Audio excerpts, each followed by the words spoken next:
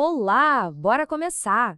Toda frase que a gente usa no dia a dia tem tipo um código secreto, sabe? Uma estrutura básica que faz tudo ter sentido.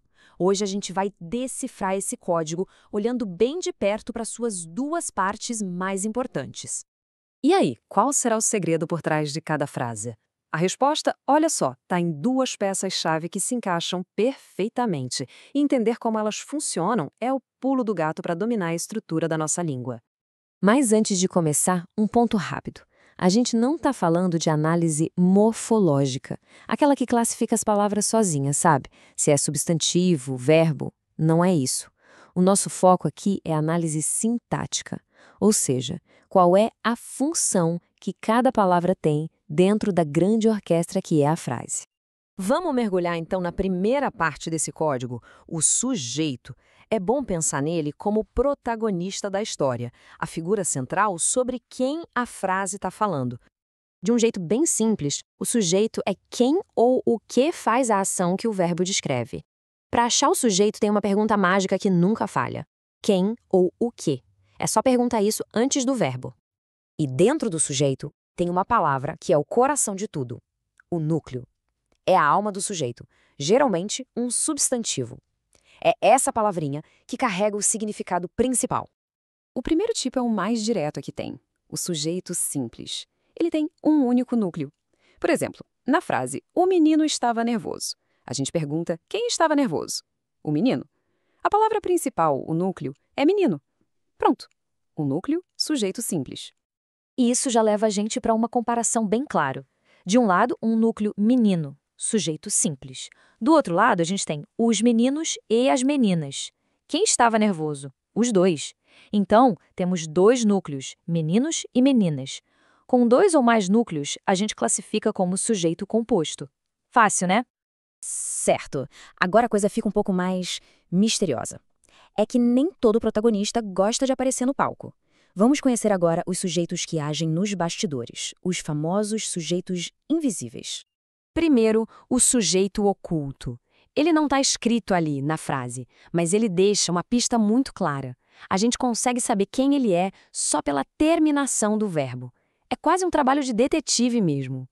Por exemplo, na frase "estávamos ansiosas", o sujeito não aparece, mas o verbo estávamos praticamente grita a resposta.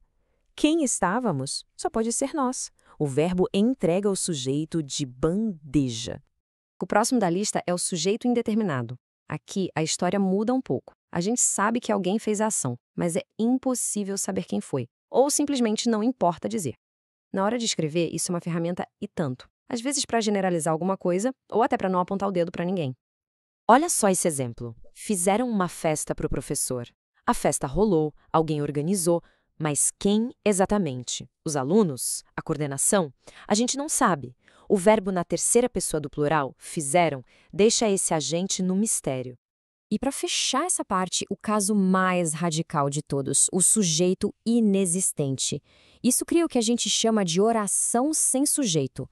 Aqui não tem um agente, a ação simplesmente acontece sozinha.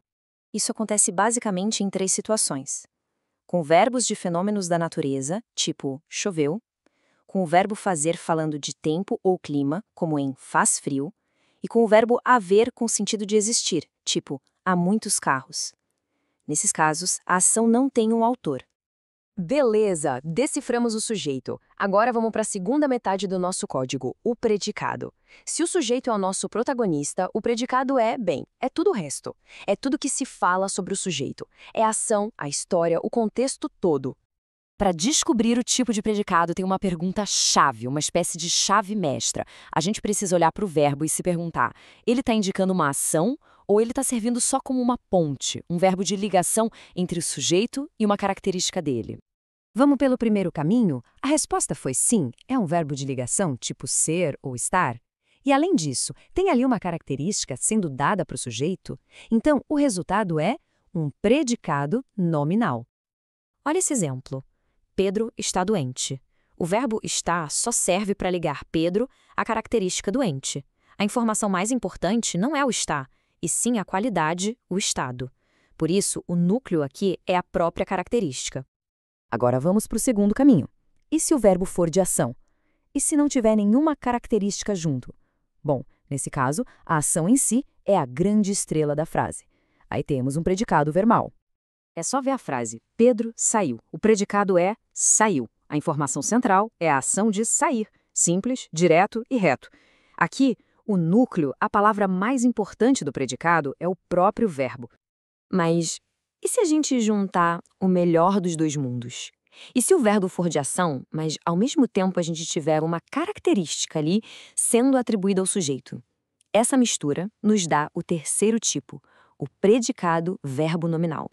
A frase Pedro chegou cansado é o exemplo perfeito. A gente tem uma ação, que é chegou, e também um estado, uma característica, que é cansado. As duas informações são super importantes. Por isso, esse tipo de predicado tem dois núcleos, o verbo e a característica. Muito bem, deciframos as duas grandes partes do código. Agora é hora de juntar todas as peças e finalmente ver a imagem completa do nosso quebra-cabeça sintático. E aqui está um resumo bem prático, uma colinha do bem. Vamos só repassar. O sujeito simples, com um núcleo só. O composto, com dois ou mais. O oculto, que está escondido, mas o verbo denuncia. O indeterminado, quando alguém fez, mas não sabemos quem. E, por fim, o inexistente, para aquelas ações que acontecem sozinhas. Essa tabela deixa tudo bem organizado. No final das contas, a grande sacada é essa. Entender sujeito e predicado não é só uma questão de decorar regras de gramática, né? É sobre perceber como o significado das coisas é construído. Agora que o código foi decifrado, a pergunta que fica no ar é: que histórias as frases que a gente ouve e lê por aí estão realmente nos contando?